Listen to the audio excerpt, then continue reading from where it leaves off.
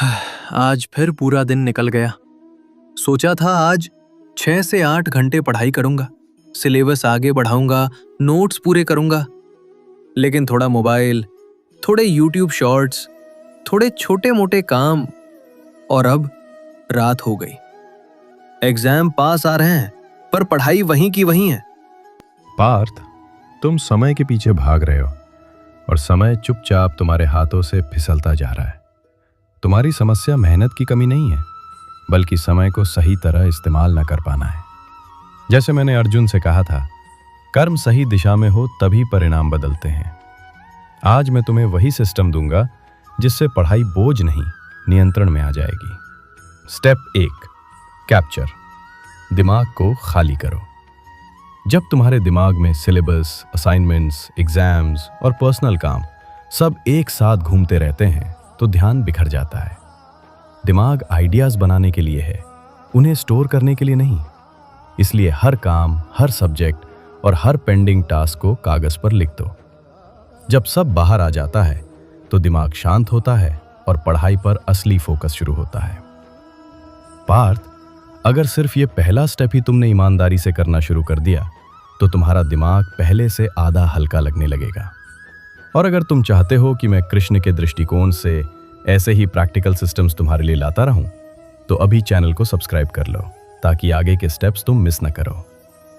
अब ध्यान से सुनो, क्योंकि अगला स्टेप वही जगह है जहां ज्यादातर स्टूडेंट्स अपने टाइम को खुद ही बर्बाद कर देते हैं। Step 2, interrogate. सही चुनाव करो।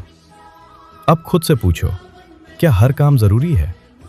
अगर आज ये चैप्टर पढ़ लिया तो क्या एग्जाम में मदद मिलेगी? अगर नहीं तो उसे अभी हटाओ। ज्यादातर स्टूडेंट्स अर्जेंट चीजों में उलझ जाते हैं और इंपॉर्टेंट चीजें टाल देते हैं।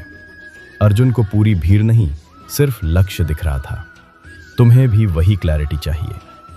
और अब जो मैं बताने वाला हूं वही फर्क डालता है टॉपर्स और बाकी स्टूडेंट्स में। Step 3, time boxing. पढ़ाई को समय दो। आज पढ़ लूंगा काम नहीं करता। तय करो, शाम 5 से 6:30 सिर्फ फिजिक्स, रात 8 से 9 नोट्स रिवीजन। जब समय तय होता है दिमाग गंभीर हो जाता है। उस समय सिर्फ एक काम, बिना मोबाइल, बिना मल्टीटास्किंग के। Step 4, reality test. असली प्राथमिकता पहचानो। कल्पना करो कि तुम्हारे पास सिर्फ 1 घंटा है और तुम्हें पढ़ाई का सबसे जरूरी हिस्सा करना है। उस समय तुम सोशल मीडिया नहीं खोलोगे, बल्कि वही पढ़ोगे जो एग्जाम में सच में काम आएगा। वही तुम्हारी असली प्रायोरिटी है, बाकी सब शोर है। Step 5, cinema mode. गहरा ध्यान। जैसे सिनेमा हॉल में पूरी दुनिया गायब हो जाती है, वैसे ही पढ़ाई के समय तुम्हें सिर्फ किताब दिखनी चाहिए। काम शुरू करने से पहले पानी, पेन, नोट्स सब पास रखो। तय समय तक सीट नहीं छोड़नी।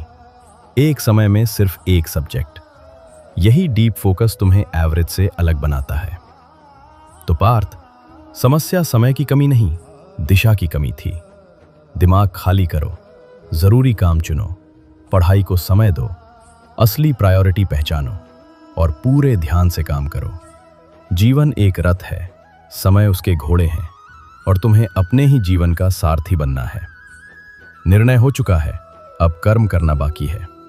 अगर तुम सच में अपनी पढ़ाई का तरीका बदलना चाहते हो तो इस वीडियो के बाद तुरंत बैठो, अपना पूरा दिन कागज पर लिखो, इस सिस्टम को 1 हफ्ते लागू करो और फिर वापस आकर कमेंट में बताना तुम्हारी पढ़ाई में क्या बदला।